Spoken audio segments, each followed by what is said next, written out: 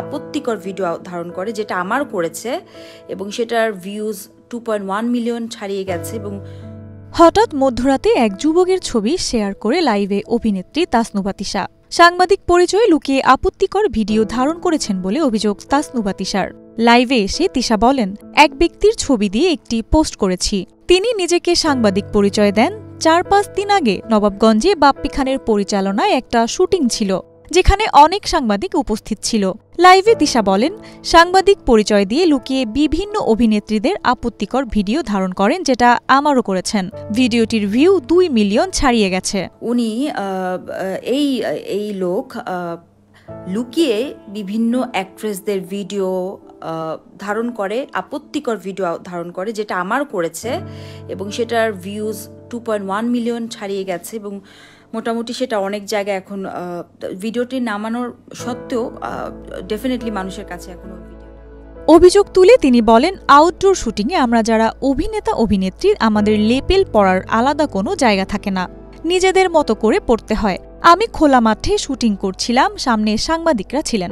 ভেবেছিলাম সাংবাদিক ভাইয়েরা কখনো এমন কাজ করবেন না, তাই আমি আমার মতো করে লেপেল পড়ছিলাম এবং ঠিক করছিলাম। আউটডোর শুটিং যেহেতু, সো আমাদের লেপেল পড়ার জন্য আসলে স্পেসিফিক কোনো জায়গা থাকে না। আমরা যারা মানে অ্যাক্টর বা অ্যাক্ট্রেস আছি, তো আমাদেরকে আসলে একটা নিজেদের মতো করেই কোনোভাবে লেপেলটা পড়তে হয়, নিজেদের মতো সেভ করে।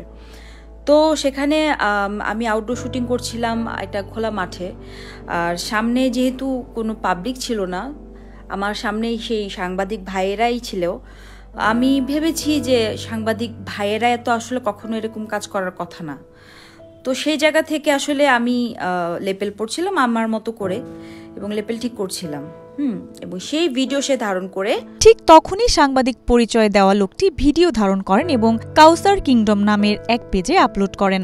সেই ভিডিও সে ধারণ করে তার একটা পেজ আছে, আমি যেটা পোস্টে মেনশন করেছি, কোনো কাউসার কিংডম অর সামথিং কিছু একটা, সেখানে উনি ওই ভিডিওটা আপলোড করে। তিশা বলেন, কতটা বিবেকহীন ও শিক্ষার অভাব হলে মানুষ এ ধরনের কাজ করে। একজন অভিনেত্রী হিসেবে আমি এই লোকের বিরুদ্ধে অবশ্যই অ্যাকশন নিব। তিনি কোনো শুটিং স্পটের আশেপাশে যেন কখনো না আসেন, তাকে বয়কট করা উচিত।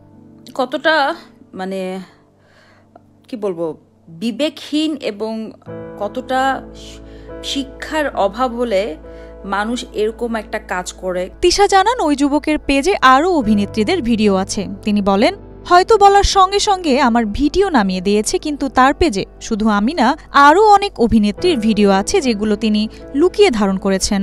হ্যাঁ, আমি কারোর মা, আমি আমার বাচ্চাদের কাছে তাদের মা, আমি আমার বাবা মায়ের কাছে তাদের মেয়ে, আমি আমার ভাই বোনের কাছে তাদের বোন, আমি কারোর ওয়াইফ।